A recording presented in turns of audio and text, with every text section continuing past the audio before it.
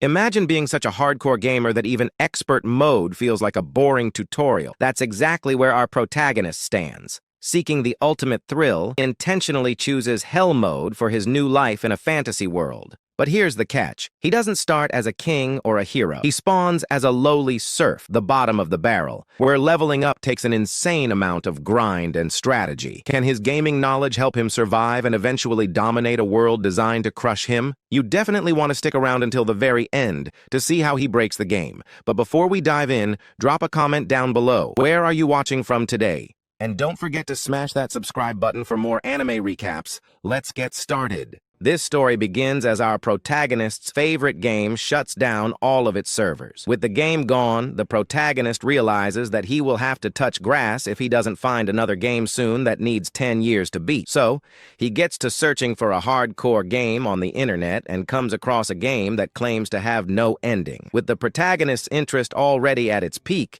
he starts feeling like he's up for a real challenge. So he chooses the hardest difficulty, Hell mode, and also the hardest class summoner. But the second he hits play, the computer literally absorbs him inside the game world and basically reincarnates him as a newborn youngling. His father is happy to learn that he's gotten a son and names him Alan. Alan receives a lot of love from both his parents, so he feels glad even though he's born into a poor farmer's family. Over the next couple of months, he learns that he is currently in a rural village where most of the people cultivate land and pay taxes to their feudal lord.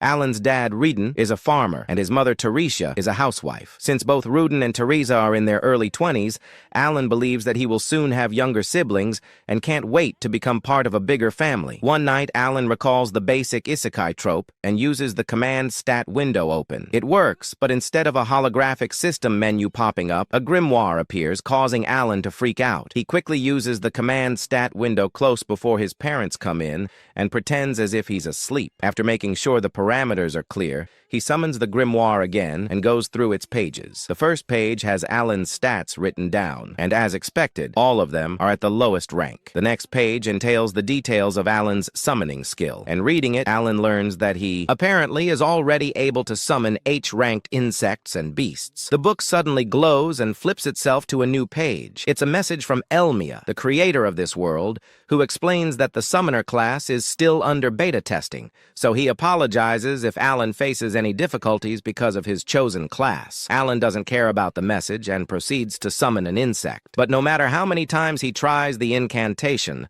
the summoning spell just doesn't work. Alan thinks hard for a solution and realizes that perhaps he needs to create the relevant beast first. So he creates an H-ranked insect card. But as he's about to summon the beast, he notices that his mom, Teresa, is coming. So he pretends to be asleep again, but ends up actually falling asleep. The next early morning, Roden goes outside and starts chopping wood, while Teresa gets to cleaning their clothes. As both parents are busy outside, Alan uses this opportunity and uses the insect summoning spell, causing his room to be filled with luminescent balls of spirits. Fortunately for Alan, his mom isn't paying attention, so he quickly gets on with it. And as the spirit balls are condensed once again, they manifest into a cat-sized grasshopper. Seeing its angry expression, Alan wonders if this creature will even listen to his commands. He decides to still give it a try, and with his half-broken youngling voice, orders the bug to fly to his hands. The bug, however, turns the other way, making Alan wonder if it's dumb or something. He suspects that the reason the grasshopper isn't listening to his commands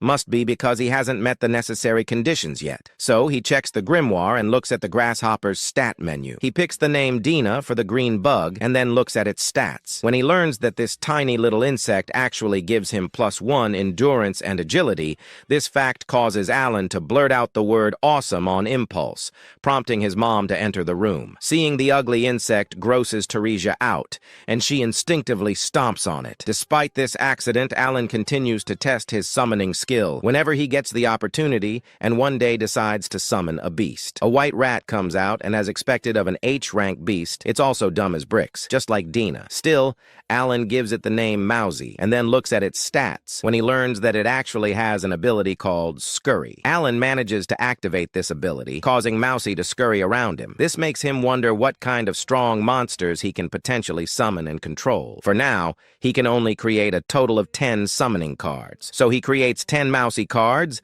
and as a result, his attack stats get a plus boost because of Mousier's buff. With this boost, he can now easily chop wood, even though he's only a year old. But he still doesn't think it's enough. This makes him wonder how much easier the game would have been if he had chosen any other difficulty, so he regrets picking Hell mode. Roden comes back home with myoglobin all over him, making Teresia worry if he's hurt. But Roden claims to be fine, explaining that he went to a boar hunt earlier, which caused this. Roden asks Alan if he'd like to see the boar they've hunted down, and as Alan excitedly nods, Roden carries him to the place where the beast is being carved up. On their way there, they see a flock of birds called Albaherons, who are no less than dinosaurs in size, so Roden refers to them as monsters. Roden tells Alan a fun fact, saying that he named him after those birds, hoping that he too would live a free life and fly around wherever he wants to in this world. He sleeps off on Roden's hands as Roden walks to take him to his creature. When they eventually arrive at the location, Roden wakes him up and shows him the great boar. When he touches the great boar, the first thing he thinks about is the fact that the monster is so great, and he doubts that he can successfully defeat that kind of monster. One of their neighbors, Goethe, walks up to Roden and hypes him up as the star of the day. The other villagers there hail Roden because that kind of victory isn't one that anyone can achieve. So Roden had done so well. Goethe notices Alan and comments on Alan's black hair and eyes. Alan greets him in return, and he is shocked that Alan can talk at the age of 1. He comments that Alan is growing so much better than Kurena, his daughter, who is about the same age as Alan. Alan asks about the great boar and how strong it is. So Goethe explains that the great boar is a C-ranked monster. It isn't something that a person can single-handedly handle, and it needs about 20 men to kill it. This only gives Alan enough opportunity to gauge himself and think of how he could be better. 10 months pass by as fast as possible, and Alan is now 1 year and 10 months old. He keeps trying his hand at his skills, and he realizes that he can now summon G-ranked monsters. He can also successfully fuse together H and G-rank monsters.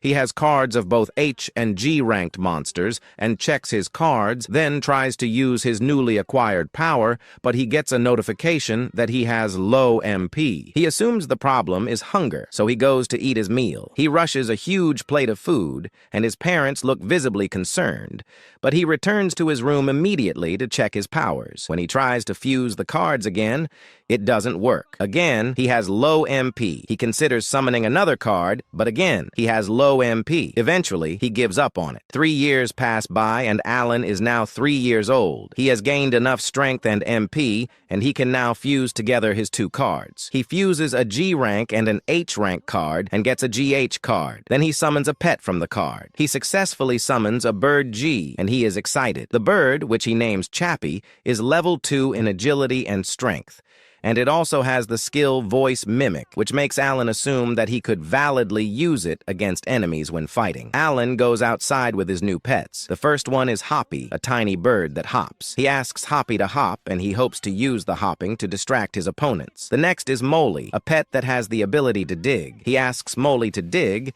and Molly digs a hole which he hopes to use to set a trap for his enemies. As he plans his imaginary life, he mistakenly falls into the hole that Molly had dug. This brings him back to the reality that he is just a child and he can't even fight anyone. It is 3 p.m. and this brings him more worries. He hears the voice that worries him and knows that she is around. The voice belongs to Kurena, Goethe's daughter, as she is there to play with him as usual. They play night games every day, so they both set out their swords to fight. Kurena is faster than he can imagine, and she has so much strength that she overpowers the reincarnated protagonist. After hitting him as much as she could with no defense on his side, he falls down flat and loses the game. His parents arrive, and Teresa's stomach is now as big as he had earlier predicted, which means a sibling is coming. Teresia and Roden ask Kurena to return home, and they also go home. During dinner, Alan suggests to his father that he would like to follow him to the farm to help with the harvest since his mother is pregnant and won't be able to help. Roden refuses his offer,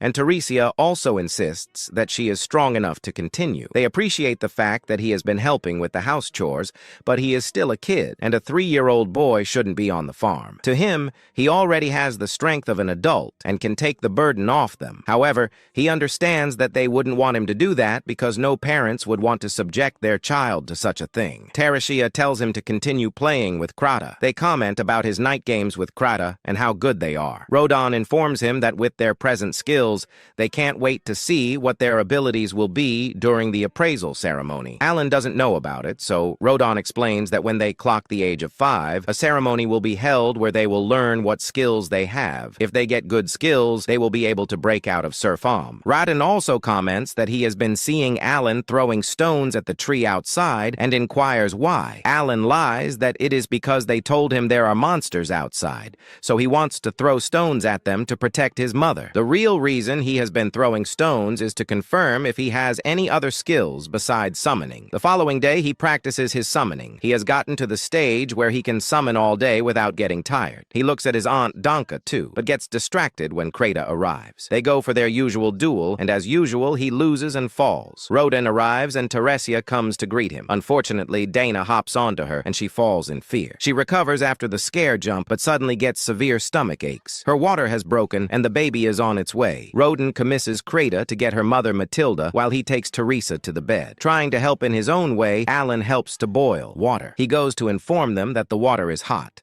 And coincidentally, Matilda arrives too. She sends the men out of the room and helps Teresa with the delivery. The men are almost asleep outside the house when Teresa gives birth, and they call them in excitedly. Alan now has a brother, and Roden names the child Mash, a name that Teresa questions, asking if it isn't also the name of a monster. Roden reacts with a smile that shows her she is right. Seeing the excitement on everyone's face, Alan wonders why he was reincarnated, removing the fact that he is a game addict who just wanted to level up into a new game. He was nothing but a work addict who was lonely and lived a poor life in his previous world. There is nothing for him to miss in that life, and if he is being fair, he loves the idea of his new family. For now, all he wants to do is get his family out of Surfam. Tereshia calls him to greet the baby. He goes to greet the child, who bursts into tears. He is terrified by this, and they jokingly tell him that kids are just like that. Alan is undoubtedly enjoying his new life. However, fingers crossed to see his growth. Thanks for watching. Make sure to subscribe so you won't miss new episode every week. After that, years pass, and the child reaches the age of 5, asking his father how the appraisal ritual works. His father explains that during the ritual, if they discover he possesses a talent, he will be able to leave the status of serf. However, he must be very patient,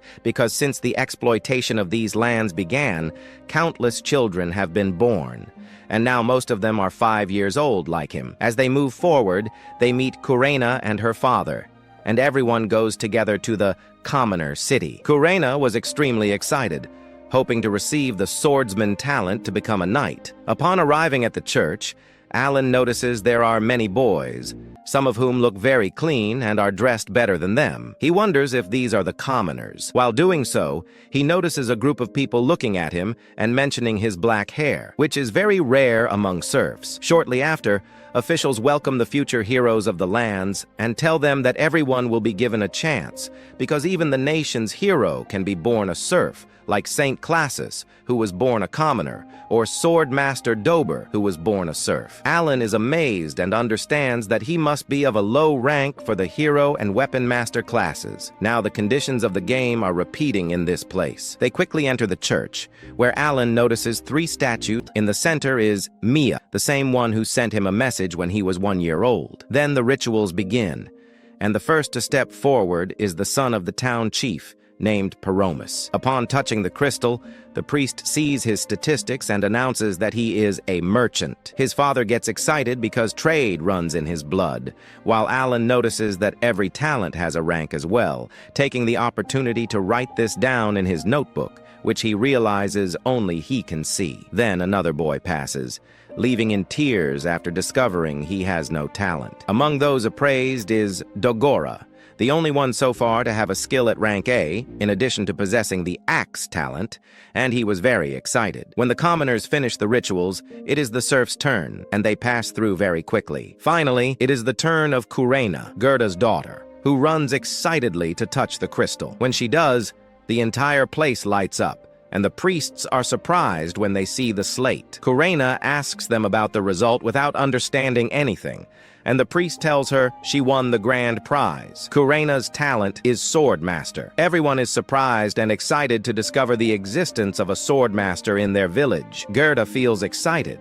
although Kurena is not, as she had hoped to be a knight. For his part, Alan expected something like this, otherwise nothing could explain her exaggerated strength. Finally, it is Alan's turn. He steps forward, thinking the moment has finally come for his parents to know he is a summoner. But when he touches the crystal, it goes dark. Alan wonders what the hell is happening, but suddenly everything lights up with a power exceeding Kurena's. The glare pushes him back, but he gets up quickly to see the result with his father. However, the priest tells him that Alan possesses no talent. Alan remains in shock, wondering what is happening, and upon seeing the slate, he understands that his talent is completely unreadable. He begins wondering how on earth he can say he is a summoner now. However, his father, Roden, grabs him by the shoulders and calmly tells his son that it is time to go home. At night, when they are together, Roden tells him that they are still proud of him, even if he doesn't have a talent. While Alan thinks that despite their poverty and filth, he feels happy to be born into this family, even though everyone is actually younger than him mentally, he takes a look at his grimoire while everyone is asleep. He understands that he is the only one in hell mode in this world, and that all his statistics are at rank E. He remembers that everyone appraised should be at level 1 like him, but their skill ranks were higher, which is proof of the potential for evolution based on leveling up. He wonders why he has everything so low. Although he understands that leveling up is 100 times harder, this also means it is 100 times more worth the effort, so it isn't fair that his talent is unreadable. And as they walk together, Alan asks his mother why his father looks so serious. She answers that he arrived late at night and has been in this state since then. After a while, arriving at Kurena's house, Kurena excitedly asks Alan if he knew that being a sword master is stronger than being a knight. He pretends to be surprised, even though he clearly knew. Matilda arrives with a strong drink gifted to them by the village chief. Roden gets excited, but soon returns to being serious. Observing him, Alan wonders if his father is upset because Kurena is a sword master while he has no talent, but realizes his father isn't that kind of person. However, Gerda warns his friend Roden that if he keeps that face, the drink will make him tired. Roden replies not to spout nonsense, but Gerda comments that he seems unhappy for them, and Roden angrily replies that he is happy, and it brings him great joy that Kurena possesses exceptional power. Gerda asks him, then why the hell does he want to cut ties with them? Roden answers that he doesn't want to do that, but Kurena has exceptional talent and could become a noble, and ideally, she shouldn't continue surrounding herself with starving, very poor people like them. Everyone present is surprised, and Gerda grabs him, telling him that changes nothing. For his part, Alan feels it is time to intervene and asks Kurena if they should stop them. Kurena gets excited, but the mothers beat them to it and give the men a beating. Alan is surprised and asks Matilda if his father and Gerda always fight.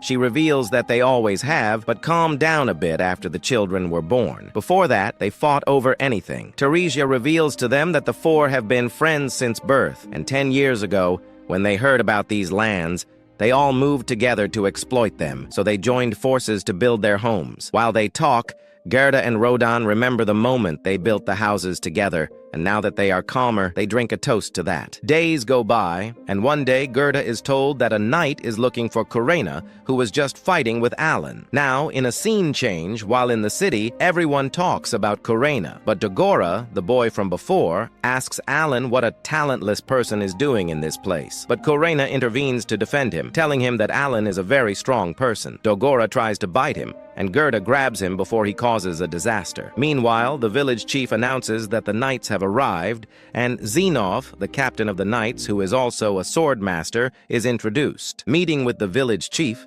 Zenov demands to see Gerda and Kurena quickly. Her father is a bit nervous, while Kurena is excited. For his part, Alan thinks it would be sad if they took Kurena from the village now that she is a sword master. However, suddenly, Gerda gets agitated and explains to Zenov that his daughter has never held a real sword and is only 5 years old. Therefore, what he proposes is madness. But Zenov replies that since she is a sword master, everything will be fine and she must be put to the test. Otherwise, he will consider that they deceived the knights and the village chief, and tampering with the appraisal rituals is a sin punishable by death. Alan feels things have gotten strange, while Zenov orders the vice captain to get ready, as they must verify that the girl truly possesses that talent, and to do so, they must conduct a sword duel. Everyone in the village is surprised, while Gerda asks the captain to reconsider. However, Zenov tells him that if Kurena does not fight, both of them will be executed. Meanwhile, a knight stands right next to Kurena, and when she sees the sword, she asks if she can take it. He confirms this, and Kurena excitedly tells her father she will fight,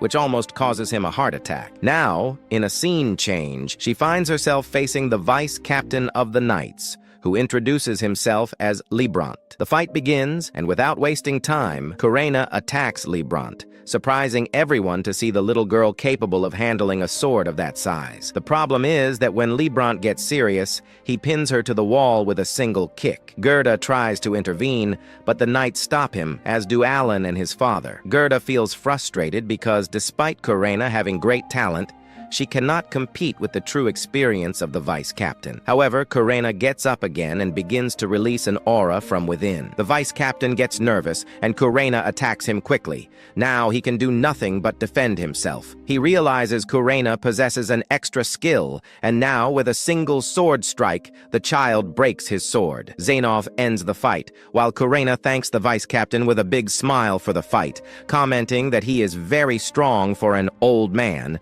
even though the poor guy is only 24 years old. Zenov is surprised to see she is a real sword master and begins patting the knights on the head. When Gerda picks up his daughter, she starts laughing. Zenov approaches them and tells them he acknowledges Kurena's strength. He apologizes for his rudeness, although Gerda continues to show his displeasure. However, Zenov mentions that it is time to talk about his daughter's future and tells him that if he wants, his friends can accompany him. Now, at the village chief's house, Alan sees that Gerda is still angry, which is very reasonable. But he wonders, what is the axe boy doing in this place? His thoughts are interrupted by Zenov, who introduces himself again and tells them he is here by order of the lord of these lands, who wanted to verify that the rituals were not tampered with. He tells the village chief that the village usually bears the name of the chief, but since a sword master was born in this place, the lord of these lands now wishes to name the village Kurena. The village chief accepts without complaint, while Gerda's eyes nearly pop out of his head in amazement. For his part, Zenov reveals to them that 3 years ago, a sword master was born into a count family. However, this seems curious to Alan, and while stealing fruits, he thinks that sword masters can only be born among serfs, commoners, and barons. Zenov continues telling them that the mentioned master entered the service of the royal family, but his work was not up to standard, and upon making him repeat the ritual, it turned out he was just a normal swordsman. Because of this, they discovered that many nobles had forged talent results. For this reason, the royal family has begun to mistrust ritual results, and for this reason, he apologizes once again to Gerda for putting his daughter to the test. Gerda accepts his apology, while Zenov reveals that she will enter the academy when she turns 12 to subsequently move to serve the royal family. Meanwhile, the boy with the axe asks if he can become a knight if he goes to the academy, which nearly causes his father a heart attack, and he rushes to apologize to Zenov. Zenov asks who this boy is, and his father introduces him, telling him he is an axe user and wants to become a knight. Upon hearing this, Zenov answers that he will send a teacher to the village and hopes the boy works hard to be able to enter the academy. Then, Kurena tells Alan that he should also study with her, but Dagora intervenes, saying he has no talent. But Kurena orders him to be quiet because her friend Alan is very strong, while he thinks, for his part, that a 5-year-old child is insulting him, and his 5-year-old friend is defending him, while he is actually 40 years old. Meanwhile, Zenov notices Alan's black hair and eyes.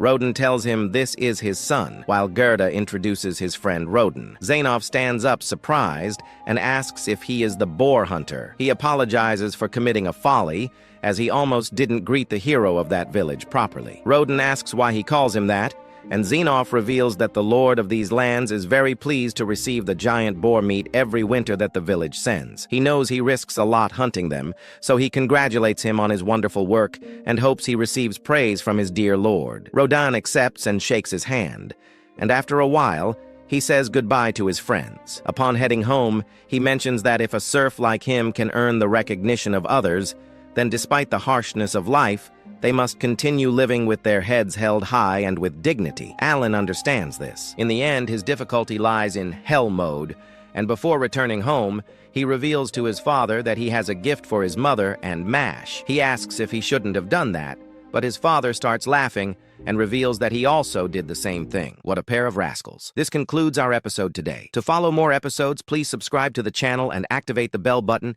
to receive all new updates. Alan finds himself excited because he finally succeeded in raising his summoning level from 2 to 3, unlocking 30 slots for summons and the Strengthen skill. Moreover, he can now summon rank F creatures, and his blessings have become 1.5 times stronger, though he hasn't had the time to test them yet. While gathering with his family at night, we discover that his parents are expecting their third child. Masho is eager to know if the baby is a boy or a girl, while Alan is anxious to finish the dishes quickly to start his experiments. Teresia tells Masho that based on the strength of the kicks, it seems it will be a girl, and if so, she will choose the name. Roden asks about the name she has in mind, but just as he is about to answer, Alan's grimoire opens with a message from Elma. Alan reads it under his breath, but his parents overhear and warn him that he cannot name his sister Elma. Teresia mentions he has been acting strange that day, so, to change the subject, Alan asks his father about the wound on his arm, noting that sometimes when he leaves home, his wounds and fatigue completely vanish. Alan realizes his father has actually leveled up. But his father is a veteran boar hunter, and although Alan cannot see his stats, he assumes they are very high. In his own case, while his summoning level rose, his player level remains at 1, and he will never gain experience unless he hunts monsters. Unfortunately, serfs cannot leave without permission except for hunting. Alan tells his father he wants to go hunting too, but Roden refuses, insisting that hunting is no game and is difficult even for him. Alan leaves in silence, and later in his room, he understands that the notification from Elma was a response to his persistent complaints. Finally, his talent will no longer be unreadable. He also learns that his father received a prophecy regarding his new class. Alan sees that while his skills are rank E, his stat growth is impressive. Magic and intelligence are rank S, while speed, strength, and charisma are rank A. Feeling satisfied that his efforts are paying off, he begins his tests. The first thing he does is strengthen Dinka,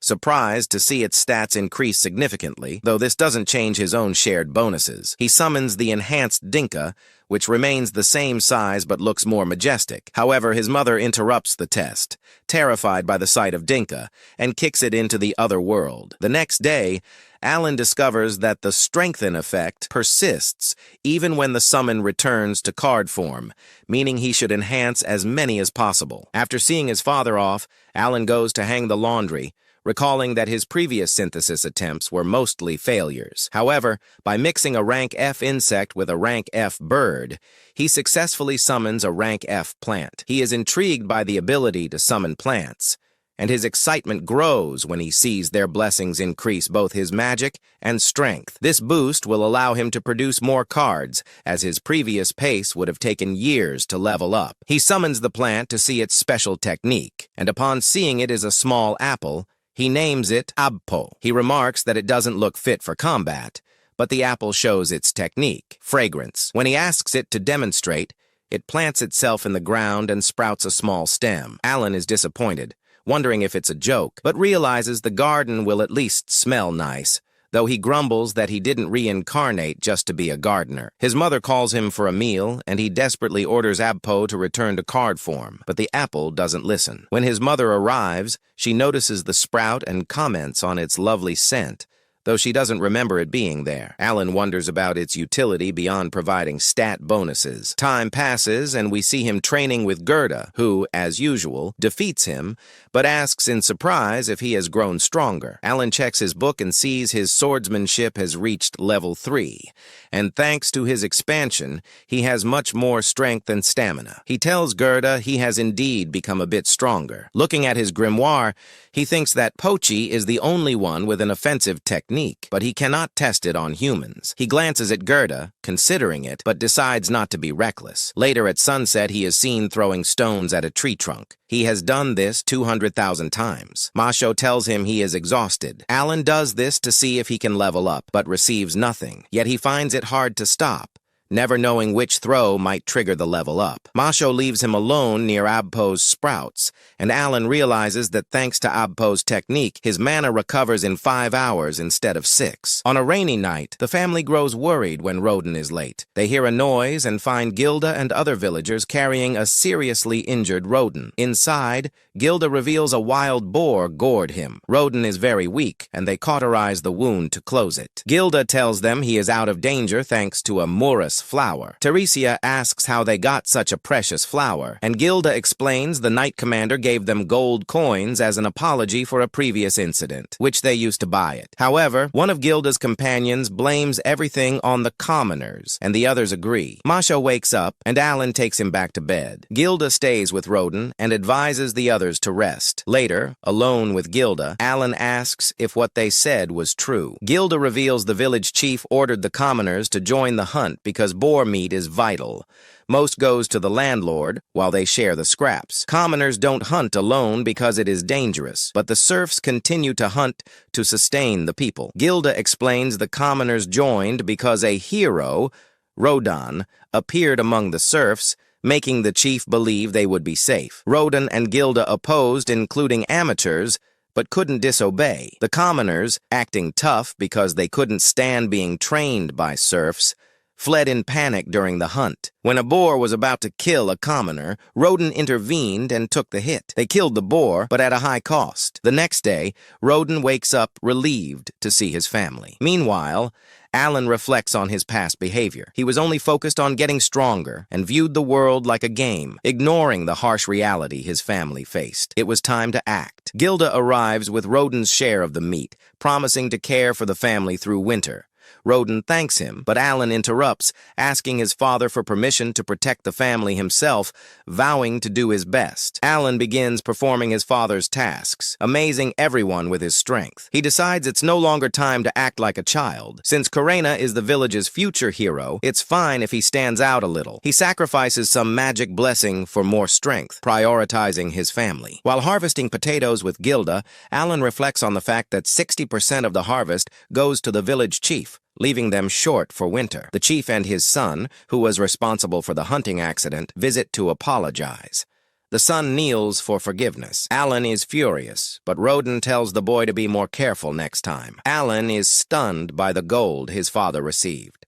Teresia, however, remains angry that her husband almost died, reminding them that even people of low status have families. Later, other serfs visit and the atmosphere improves. Later, Alan prepares a field and summons Pianta to use the provocation skill to lure ducks for hunting. 50 ducks would secure their winter. When the skill doesn't seem to work, an Albaon appears, a rank C monster that Alan was named after. The bird eats Pianta easily. Alan considers a strategic withdrawal, but decides to try and defeat it after seeing its stats. He throws a stone and attacks with a wooden sword, but the bird deflects it. He summons Pochi to use their technique, but it fails. He realizes that once he loses his summons, he loses his stat boosts, making him much weaker. The bird prepares to devour him, but he manages to stop it at the last moment. Continuing the fight, Alan calls upon the Chews. They latch onto the monster's neck and begin to suck its energy. In this way, Alan manages to break free, though he ends up greatly weakened. Now that he has applied buffs, he can call the Pochis and Chews to attack, and with a blow to the head, he manages to knock it down. The Grimoire appears, announcing that he has defeated an Albaon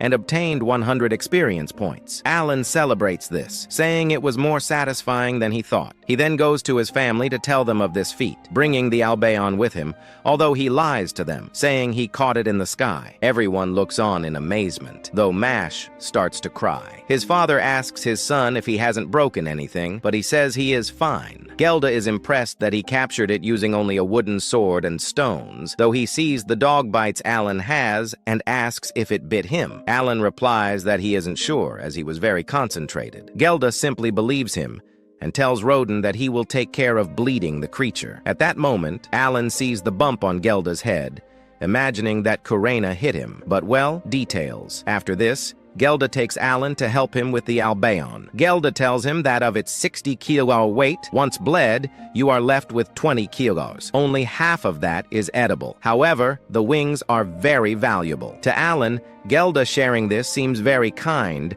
though he also mentions that 60% of the beast will end up with the chief. This rule also applies to wild monsters, except for rank E ones like horned rabbits, and the rank D Albaon. Then we see Gelda removing the magic stone from the beast. These are kept by the chief, since they are of no use to the serfs. But returning to the important matter, a child caught a beast while Roden remains injured, so they could negotiate something with the village chief. This gives Alan an idea, and he tells Gelda. In this way, they go to the chief's house. They brought the beast before him to tell the story. This excites the chief, but they ask if they can keep the beast. The chief answers that they cannot, as the lord of the lands demands more and more meat. Hearing this, Alan assumes that is the reason they allow commoners to hunt. Given this, Gelda proposes giving him the feathers and the magic stone, but since that isn't enough, Gelda sorrowfully recounts the situation Roden's family is living through. Alan also plays his part, saying he is hungry and even pretending to faint. With this, they manage to convince the chief to let them keep the beast. But Alan goes further, suggesting they keep the meat as long as they give the chief the feathers and the magic stone. Gelda follows suit, saying an Albaon isn't caught every day. The chief thinks it must be very difficult to catch them, so he gives them permission to keep the meat. With this achieved, Alan returns to the field to catch more Albaons. He uses piantas as bait and sends the chews to drain them. Then he stuns them with a stone, sends the pochis to bite, and finally hits them with the sword, managing to hunt 2 birds. Alan mentions that he hunts once every 3 days, and it is the first time he hasn't lost any invocations. The grimoire notifies him of the experience obtained, reaching 1,000 out of 1,000 and achieving level 2. Alan sees that his statistics will increase, except for his skills, but it is already an achievement for him since, after 6 years, he was finally able to level up and considers finally telling them about it. Back home, he shows them what he hunted. Roden is surprised, but Alan highlights that he even did it at the same time. Roden notices something but avoids saying it. Suddenly, they hear the bells, understanding it is time to train with Kurena. Thus, we see him dodging, blocking, and taking hits. All this while, he thinks about what he will do next to endure the winter, drying the meat he hunted, and then changing the firewood. While counterattacking, he takes the opportunity to think that he should take advantage of the Albaon's presence to kill 20 and reach level 3, though he finds it difficult to do this before the end of the year. Due to this distraction, Kurena sees an opening, strikes him, and defeats him. After their combat, the girl says goodbye, promising to return another day. At night, we see Alan and his parents gathered. Our protagonist decided not to hide his secret anymore, tells them that when he was 1 year old, he received a divine oracle. His parents are astonished, just as he expected. His father asks if it is the god Ilal. Alan confirms it, quoting the words the divine being told him regarding granting him wisdom and strength. Teresia doesn't quite understand, so Alan explains that it seems he is more intelligent than others and a bit physically stronger. Additionally, he was told that his trial would be harder than that of 100 people combined. Hearing this, his parents lament. Roden, for his part, asks if he passed the first stage today, as he noticed the scar on his face disappeared. Alan is surprised he noticed, to which his father tells him that he also passed his own trial. His mother asks about the result of his ritual. Alan answers that he received an oracle from the god of creation 2 months ago about it, and that his characteristics were determined as weak because his slow evolution was taken into account. Furthermore, the reason no gift appeared is that his is a completely new one. His father seems intrigued to know more. However, Alan replies that he doesn't know yet, though it is a lie. He can only apologize to his father for lying, but he cannot risk people labeling him a dangerous person if they see him summoning creatures. Then his mother approaches to hug him, very worried, as she never knew how hard he worked to pass the trial imposed by God. After all this, his father asks what he plans to do now. Alan replies that he will keep moving forward. Roden expected this answer, so he asks him not to hesitate to ask for help if he ever needs it. But he forbids him from speaking about this with others. Said he asks permission to tell Gelda, as he hasn't stopped bragging for days because of Kurena. The protagonist sees no problem with this and agrees. Months pass. Now Alan is seen cutting Albaon meat accompanied by Gelda, who comments that he always thought he wasn't an ordinary child, but he never thought he would receive a trial from his god. After this, we see them in the city walking with a huge sack of meat. They chat for a while. Gelda asks if it's his first time shopping. Alan confirms it. Gelda mentions that since the commoners haven't been in the hunts, everything is going better. Speaking of them, Alan asks the difference between them and the commoners. Gelda explains that it is due to status and taxes, as commoners are not taxed at 60% like they are. Instead, every year they must pay 3 gold coins per adult and 1 per child. This catches our protagonist's attention, and he takes the opportunity to ask if it's possible to become a commoner. Gelda replies that it is possible by paying 10 gold coins, but it can also be granted as a reward by the Lord of the Lands. Alan does the math, totaling 50 gold coins for his family. Later, they arrive at a business and trade the meat for salt. Then they go to another fruit stall. Back home in the afternoon, our protagonist reviews what he learned regarding prices. We see them returning over the following days. Everything he learns, he writes in his grimoire, discovering that 1 gold coin is worth 100 silver and 1,000 copper are 10,000 iron. Regarding product prices, he thinks he only needs to kill 500 Albaons to get his 50 gold coins. Then we see him go to another shop asking if they have a mana recovery potion. Since they don't, he asks for something that heals wounds. The seller points out some plants, so Alan draws them in his grimoire. He also asks about Miri's flowers. The seller says he doesn't have them and Alan couldn't afford them anyway, though he mentions he had one by chance. It was the one he sold to Gelda last month. He remembers that Gelda offered to pay 3 gold coins instead of 5 to save his friend. Since he hadn't sold it in days, he ended up selling it, losing 2 coins. Knowing now what Gelda did for his father, Alan is moved and gives the seller Albaon meat, saying that thanks to him his father was saved, and he will bring more meat another day. When he leaves the shop, he sees a weapon that costs 50 silver coins. At that moment, the blacksmith's son appears accompanied by the chief's son. The former pushes him, demanding he becomes his lackey. Alan is annoyed by this. However, he is not interested in a fight that doesn't give experience. Even so, he uses his sword to scare him, challenging the axe wielder to draw his weapon and fight. He accepts the duel, telling Paromus, the chief's son, to watch him while he returns. He immediately returns with a shovel. The axe wielder fights well, but he isn't at Kurena's level, and with one move, Alan disarms him. Before leaving, he tells Dagora that he will come to buy from him and leaves him angry. In the afternoon, the father takes off his bandages, boasting that he no longer has anything. Teresia asks him to be careful so he doesn't get hurt again. Alan enjoys this family moment, watching everyone talk. The next day, he is at Kurena's house training with Dagora, while the dangerous girl practices with her younger brother, and Alan sees how she holds back with him. Dagora tries to attack Alan by surprise. Alan manages to dodge, and Dagora ends up hitting the ground. After training, everyone returns home. At night, Alan and his mother look after his siblings. At that moment, his father Roden and Gelda arrive. Both look worried. Inside the house, they explain what happened. The Lord of the Lands has summoned them and decided to increase the hunt quota to 15 boars. This means that now the serfs must also participate. Teresia opposes the decision. However, Roden clarifies that these are orders from the Lord of the Lands. Gelda adds something even more worrying. If they don't meet the quota, they will recruit new serfs. Alan understands the problem well. With more serfs, there will be less land for each family, and some could lose it if they don't fulfill the hunt. Additionally, Gelda warns that next year the quota will rise to 20 boars. Teresia considers this absurd and too dangerous, but Roden insists that the Lord of the Lands doesn't care about their opinion. Alan agrees.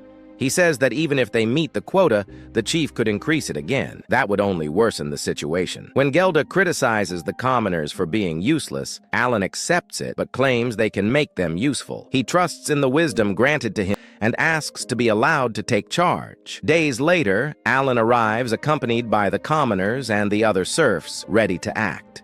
The next day, Alan and Roden met up with the commoners who would be joining them on the hunt. When the locals saw Alan, they were surprised that a little kid like him was tagging along to hunt. Roden explained that the plan was for everyone to adopt his strategy, while Alan would simply tag along to watch and learn. Alan assured the others that he would not get in anyone's way and thanked them for allowing him to come along, even though he felt a little upset about not being able to participate fully in the hunt. Alan reasoned that the most important thing right now was to train the new hunters. He wanted them to gain the experience necessary to help the group hunt more boars in the future because he did not want anyone to get hurt like his father did during last year's hunt. One of the commoners approached Roden and apologized for the injury he caused him last year. Roden did not hold any ill feelings about it and told him it was no big deal. Instead, he told everyone to focus on the goal ahead and not dwell on past mistakes. After that, the gate to the forest was opened, and they all began to make their way inside to start the hunt. As they entered the forest, Alan realized that after 7 long years of being a serf, this was the first time he was leaving the village. In his mind, this was a small but significant step toward eventually freeing his family from the life of serfs. What excited him even more was the thought of seeing the White Dragon Mountains. According to legend, a mythical white dragon lived somewhere near those mountains, and Alan had always dreamed of catching a glimpse of it. Shortly after the hunt began, everyone assumed their positions as a giant boar charged into view. When the moment was right, the bait team positioned themselves to lure the boar in a certain direction. Following them, the tank team moved in to hold the boar in place, preventing it from escaping or attacking anyone dangerously. Finally, the strike team arrived to deliver the final blow. Alan carefully observed the entire process and realized that this was the exact hunting technique that his father and other experienced hunters had been using for over 10 years to successfully capture and kill boars. He thought to himself that it was a carefully planned and executed strategy, and it was actually very impressive to watch in action. Once the boar was finally slain, the commoners felt an immense sense of pride. They understood that successfully hunting the boar was equivalent to passing the trial of the great kings, marking their achievement and skill. Alan estimated that because the boar was a C-rank monster, the commoners must have earned a considerable amount of experience points from this hunt. Curious, he pulled out his grimoire to see exactly how many points he received. Unfortunately, he found that he did not gain any experience points at all. He thought it over and realized that this made sense, since he did not participate in the fighting and had only observed the hunt from a safe distance. Nevertheless, Alan felt satisfied watching the commoners gain experience and grow more confident in their abilities. After that was finished, Alan started making small talk with some of the villagers. They began talking about the different kinds of meat they had gotten from monsters they hunted in the past. One of the men mentioned that he would be more than happy to help carve up any monster meat Alan managed to get his hands on. Alan listened carefully and decided to accept the offer. He took the man over to his stash of alba hair and asked him if he could help butcher them properly. Of course, the man did not plan to do the work for free. Alan offered him a deal instead. For every alba honey the man butchered, Alan would give him 2 packs of meat as payment. The man was surprised by how generous the offer was and immediately agreed to it without hesitation. Alan's main reason for doing this was simple. He was still working toward earning 50 gold so he could free his family from serfdom. If he had to hire a professional butcher, it would cost him even more money. By making this deal, he saved gold while still getting the meat prepared properly. Not long after that, the hunt began again. This time, they decided to change their strategy. Instead of hunting as one large group, they split into smaller teams. By doing this, they were able to double the number of boars they hunted in a shorter amount of time. Even so, Alan still could not understand why the Baron was so insistent on gathering more boars this year than ever before. Still, since the Baron was the one in charge, everyone had no choice but to follow his orders. Suddenly, one of the boars charged straight toward them. Jera reacted immediately and led the attack. He struck the boar head-on and delivered a powerful, fatal blow. After that, he called out to the new hunters and told them to step in and finish it. When they did, they feel proud of themselves once again for completing the hunt successfully. Last time, Alan did not receive any increase in his stats, but this time was different. He checked his status carefully and was shocked with joy when he saw that his stats had increased and that he had even advanced to level 3. He realized how he managed to do it. The method was simple but very effective. He figured out that if one of the creatures he summoned made contact with a monster before it was killed, then he was counted as a participant in the battle. At the last possible moment, Alan summoned Dina and caused the boar to step on him, creating contact. This allowed Alan to gain experience, but it also resulted in Dina being killed. As Dina slowly floated up into the sky, Alan apologized to him sincerely. Even so, he could not help but admit to himself that the outcome was worth it. 3 months later, Alan and Kurena were invited to the chieftain's house to celebrate the new year. After spending some time there, They returned home to celebrate the holiday properly, surrounded by plenty of food. Jera and his wife also came over to join them. Everyone ate together, laughed, and enjoyed the warm atmosphere. While they were eating, Jera asked Alan if the chieftain said anything about them. Alan replied that the chieftain was very thankful for all the hard work they had been doing and made sure to express his appreciation clearly. Roden already expected this outcome because he knew they would not have any trouble reaching the quota of 20 boars that he suggested for the year. Alan then pointed out that the chieftain was so pleased with how well everything was going that he rewarded him with a bottle of liquor. Alan knew very well how much Roden and Jera loved liquor and how wild they tended to get whenever alcohol was involved. Because of this, Alan decided to use the bottle to his advantage and came up with an idea. Alan proposed a contest. He explained that if he won, he would be allowed to properly join the hunt next time, wield a spear, and fight alongside them as an equal. However, if Roden and Jera won, they got to keep the liquor for themselves. The moment he explained the rules, they realized too late that they had already fallen into Alan's trap. Even so, their desire for the liquor was too strong, so they decided to accept the challenge anyway. They asked Alan what kind of competition he had in mind. Alan calmly replied that he wanted it to be an arm wrestling contest. Both Roden and Jera were shocked that Alan would even suggest something like that to them. It seemed obvious that they would be far stronger than a child like him. Still, because they really wanted the liquor, they agreed to the contest without backing out. What they did not know was that Alan had been planning ahead. He had been saving several strength buff cards specifically for a moment like this. Because of that, he was confident that he could win even against adults like Jera and Roden. Jera stepped forward first to take on the challenge.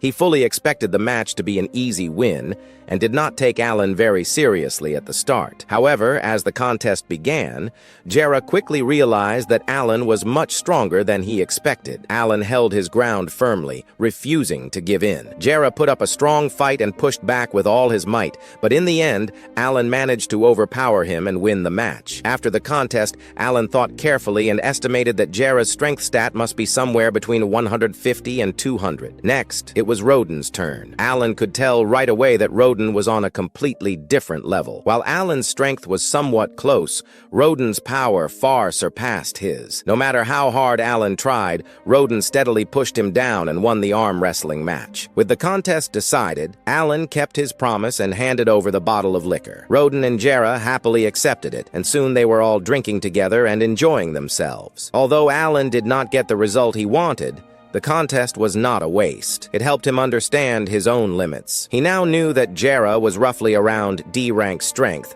while Roden was closer to C-rank. Roden then told Alan that he would not allow him to hunt boars until Alan could defeat him in strength. Rather than feeling discouraged, Alan accepted the challenge, determined to grow stronger and earn his place in the hunt. A little while later, Alan was pleased to notice that his summoner level had gone up once again. Curious, he immediately opened his grimoire to check what had changed. As he flipped through the pages, he was amazed by the number of new skills that had appeared. One skill, in particular, completely caught his attention. He had gained the ability to freely view E-ranked cards whenever he wanted. Alan instantly understood how valuable this ability was. With easier access to E-ranked cards, he was certain that his overall strength would rise quickly. In his mind, he was already confident that with this advantage alone, he should now be capable of challenging Roden again and possibly winning next time. However, as he continued examining the grimoire more closely, he noticed something strange. There was a new page that was not there before. When he flipped to it, he saw what looked like an empty cavity carved directly into the page itself. After experimenting a little, he realized that this was a storage skill. He could store items inside the grimoire as long as they physically fit within the cavity. The storage space seemed to stretch deeper than it looked, making it far more useful than it first appeared. Alan was confused. Storage was a king-tier skill, something extremely rare and powerful. He could not help but wonder why he would be given such an ability at this specific point in time. The timing felt deliberate, as if someone intended for him to receive it now. The next day, Alan decided to experiment with his new E-ranked summons. He took out a magic stone and activated his summoning skill. The first creature he summoned was an E-ranked insect, which turned out to be a brightly colored butterfly with shimmering wings. It was harmless, but strangely magical in appearance. Next, Alan summoned another E-ranked creature. This time, it was a saber-toothed tiger. The moment it appeared, Alan instinctively took a step back. The creature was intimidating, with sharp fangs and a powerful build. After watching it for a while, however, Alan realized that it posed no threat to him. Slowly, he grew accustomed to its presence and decided to give it a name. He called the tiger Tama and formally welcomed him as part of his growing team. Afterward, Alan attempted to fuse two of his summons. He kept playing with it, and it was a very beautiful butterfly. At that moment, his mother came, but she didn't notice anything because he had quickly hidden it. Alan is truly a smart boy. He started rambling and told her, "I was training very intensely." She replied, "Okay, my son, God be with you. Put in all your effort to become the strongest warrior." After she left, Alan started catching his breath, playing, having fun, and running as if he were the butterfly. But at that moment, something very strange happened. A wild tiger appeared in front of him and approached him closely. However, Alan did something, and it seemed this tiger was not aggressive. It wouldn't harm him. Then he activated the status check feature and found it was level 50, but it possessed a skill stat of 20 and a quickness stat of 35, much stronger than him. He approached it, placed his hand on it, and added it to his grimoire. Now he had the tiger and the butterfly. He then placed a magic stone and merged them together, resulting in a completely different bird. Perhaps you, the viewer, have special abilities. Watch and see what happens. That evening, we see Alan with his father, mother, and brother discussing some very strong creatures that had recently appeared. Therefore, Alan, you must be very careful because you are very dear to us, and you know how much your mother worries about you. Alan thought to himself, "I wonder if my dad is going to keep nagging me for much longer. I definitely won't tell him my secret." Next, the scene shifts to his friend, Kurena, who is engaged in a very intense duel with the official's son, that arrogant young man. She delivered a painful blow to his backside. Alan, meanwhile, sits leaning against a tree, watching as if it were a football match. He talks to his other friend, who is also training with a sword and wants to grow stronger, emphasizing the importance of diet and not overeating. Alan advises that the main meal should be spinach and fresh meat, which will give him high fitness. His friend thanks him and then gives him a magic stone. Alan thinks to himself, "Wow, this kid is so gullible. Thank goodness I was able to benefit from him." The scene cuts to Alan in the forest, with his grimoire open, having summoned many creatures. At that moment, something strange happens. A boar arrives and delivers a surprise attack, but the small creature comes and heals him. The butterfly tries to fend off the boar by sending out some paralyzing toxins. At that moment, the tiger's roll comes up. It pounces on the boar and sinks its fangs into its head, the final blow. The boar immediately falls dead. But in just a few moments, a second boar emerges. Alan starts yelling, "Oh, what terrible luck! This looks like it's going to be a long day." The boar charges him with a powerful attack. Just then, one of his summons emerges and blocks the blow as if it were a wall of steel. The boar instantly falls and dies. Alan then lies on the ground and says, "Thank goodness I have creatures that look out for me and help me. I don't know what I'd do without them." He summons all his creatures and assesses their status. The butterfly, the tiger, the bird, and the small grass-type creature are all high-ranked. As for the one-eyed wall, the stone type, it truly saved his life. The rest of the creatures form a single team. Teamwork is the most important thing. This concludes our episode for today. Stay tuned for the next part, but be sure to subscribe and hit the notification bell so you don't miss anything new. As soon as they arrived at the noble's residence, they were received with a direct question. What did they want this time? They explained that according to the new decision, the Baron would begin visiting the region every month. The master of the house was surprised by the news. Then they added that in order to meet the requirements of the visit, it would be necessary to slaughter around 20 boars. He then wanted to know why they specifically needed Alan. The noble decided to clarify the situation. He said they needed someone capable of acting as the Baron's guide during his stay. They questioned why his own son could not take on that role. The man replied that Paloma was not suitable for the task.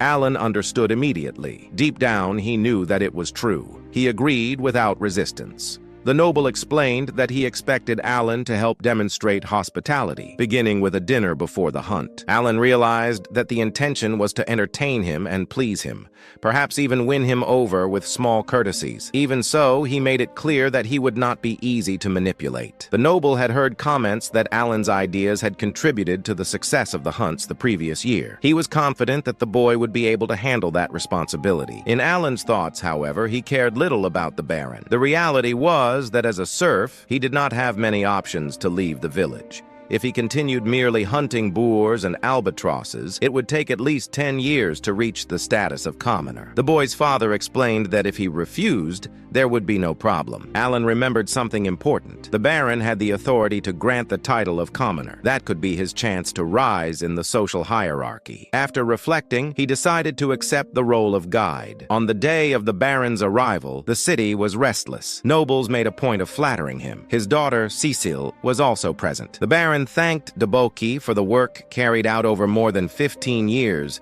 to establish Kurena village. Ever since the land reclamation decree, he said that throughout the entire Grenell thief, there was no greater example of success. He apologized for the confusion involving the boar meat.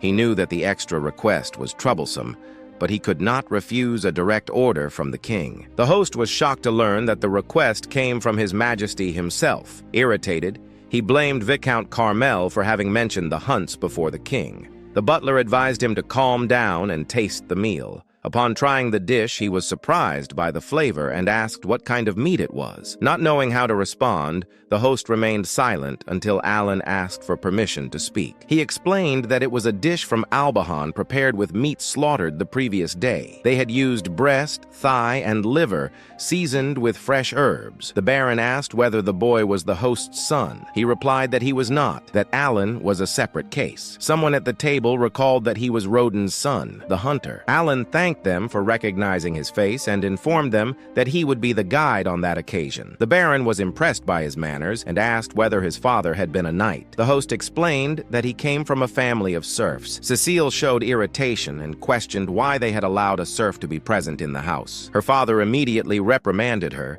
asking her not to treat anyone that way. Even so, she continued to stare at Alan with displeasure. The Baron called the boy and asked whether he was prepared to present the details of the following day's hunt. Alan promptly agreed. The man explained that if they did not reach the mark of 20 bow, his knights would take the front line. Alan realized that he did not fully trust the serfs. Seal, on the other hand, became excited at the idea of seeing knights slaughtering boars. Alan apologized, but stated that 20 bow were a small number for them. Everyone was surprised to hear that coming from a child, he assured them that they would meet the target and that their performance would speak for itself. Before departing, the Baron asked Zeng to take care of his son and keep everyone safe. Zainov accepted without hesitation. At the camp, Alan indicated the hunting location and suggested that they climb the tower to observe the area. Cecil was impressed by the view.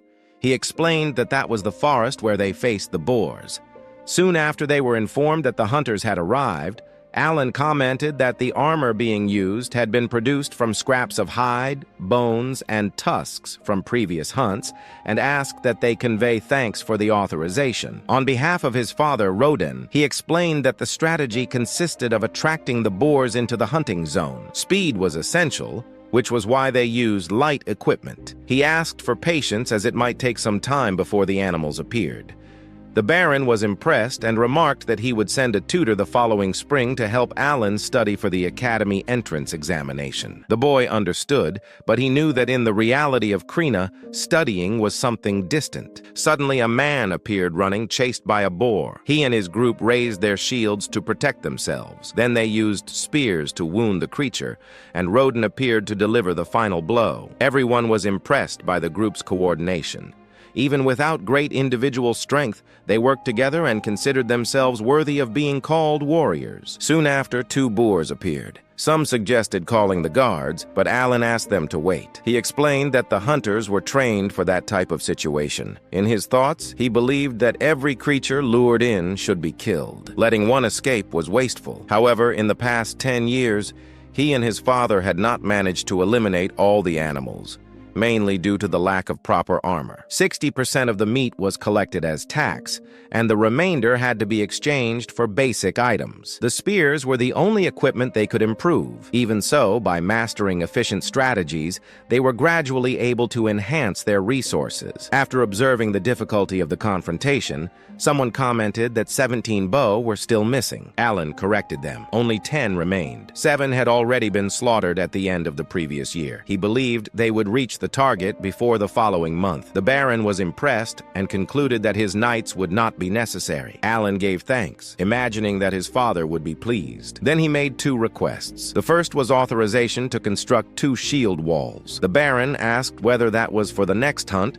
or already in preparation for the following year. He then asked if Alan needed anything else. As his second request, the boy asked for permission to acquire goods that were not available in the village, especially alcoholic beverages. He explained that he wished to trade them and allow their distribution among the servants. The man questioned the reason. Alan clarified that with the increase in the number of boars being slaughtered, there was a real concern that the abundance of meat might reduce the value of the village products. Exchanging part of the meat for imported drinks would help prevent a possible collapse in the local market. Furthermore, he emphasized that the hunters risked their own lives to be effective. The man understood the drink would help keep morale high. He stated that he would consider the request favorably. Alan expressed his gratitude. Before concluding, the Baron remarked that they had been fortunate and advised them not to let it go to their heads. The scene shifts to everyone gathered before the man. He praises the group's hunting skills and states that great achievements deserve rewards. Otherwise, he would not be a good Baron. Then he announces that he will grant them the social position of commoner. In Alan's mind, excitement rises immediately. Now he will be able to hunt beyond the boundaries of the estate. He had dreamed of that moment countless times over the past years. His first destination would be the White Dragon Mountains, where he intended to hunt dragons. The Baron adds that all participants in the hunts over more than 10 years will also receive the same status. He asks them to identify those who have already worked for a decade. Afterward, he decides to return to the residence so that he may head back to the city and rest. He further explains that His Majesty wishes to promote the village of Kurena as an example to the rest of the kingdom. For that reason, he asked how the boar hunts had begun. The Baron observes that it is a delicate matter and asks whether Roden can recount what happened. It all began in the spring. 13 years earlier, around 100 serfs from neighboring villages moved to the region to assist in developing the lands under the reclamation decree. After 6 months of hard labor, they had cleared a large portion of the forest. Autumn was approaching when disaster struck. A massive boar suddenly appeared and attacked, devouring most of the wheat and potatoes reserved for winter. Many of those serfs had gone to the frontier after suffering hunger in their former villages. Returning was not an option. It was then that Roden took the initiative. He proposed that they hunt the boars to obtain meat. At that time, they did not possess the weapons, armor, or knowledge they have now. Even so, all the men united using pickaxes and hoes as improvised weapons and managed to bring down a single boar. The Baron is impressed by the account and states that they should be proud for they united to accomplish an extremely difficult task. However, he reminds them that they lost a friend in the process. After defeating the boar, and their wounds were healed. Yet their companion was not as fortunate. He has told Roden many times that he should not blame himself, but he does not listen. At that moment, Alan finally understands why his father protected those commoners. He had already lost friends in that way. The Baron does not wish for such a painful memory to be revived. But he wants Roden to understand something. Despite the losses,